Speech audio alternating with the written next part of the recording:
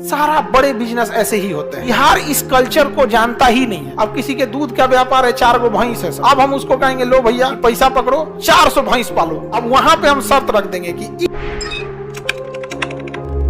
अगर हमसे कोई कहेगा कि भाई एक काम करिए आप, सपोज हम जैसा हर काम आदमी तो नहीं कर सकता क्योंकि टाइम की बहुत कमी है और आदमी उतना स्किल नहीं है, हर चीज में तो आदमी नहीं स्किल हो सकता।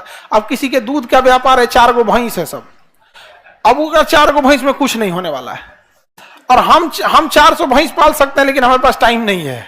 तो हम क्या कर सकते हैं, अपना जो पूंजी है हम अपना ध्यान रखेंगे इस पे और उसको बुलाएंगे इधर आओ, तुम्हारी कंपनी पहले बनाओ। तो पहले तुम एक कंपनी बनाओ ताकि हम तुम्हें कानूनी रूप से वो कर सके। तो पहले उससे कंपनी बनवाएंगे, समझ गया, काला भैंस कंपनी प्राइवेट लिमिटेड। जब भी कंपनी पे प्राइवेट लिमिटेड लग जाता है तो कानूनी रूप से आप उस पे अब हर एक नियम लागू हो जाता है। ऐसे 2 गो भैंस पाल लिया है तो कुछ नहीं होगा। अब हम उसको कहेंगे लो भैया ये पैसा पकड़ो 400 भैंस पालो। कहेगा जमीन नहीं, हम कहे जमीन रेंट पे लो। अब बताइए 400 भैंस पे उसको इनकम होगा कि नहीं। अब पहले उसका कंपनी बनवा दिए हैं, अब वहां पे हम शर्त रख देंगे कि इस पैसा के एवज में हम तुम्हारी कंपनी का 50% हिस्सेदारी ले लेते हैं। भैंस पालेगा वो, खिलाएगा वो, भैंस दूहेगा वो, गाय दूध बेचेगा वो, पैसा आएगा आधा ले जाएंगे हम अपना पठन पाठन का काम करते रहेंगे, हमारा काम इधर होते रहेगा। उसको भी तो फायदा हुआ, 2 गो भैंस में क्या कर पाता। सारा बड़े बिजनेस ऐसे ही होते हैं, जितने बड़े बिजनेस होते हैं ऐसे ही होते हैं। बिहार इस कल्चर को जानता ही नहीं है।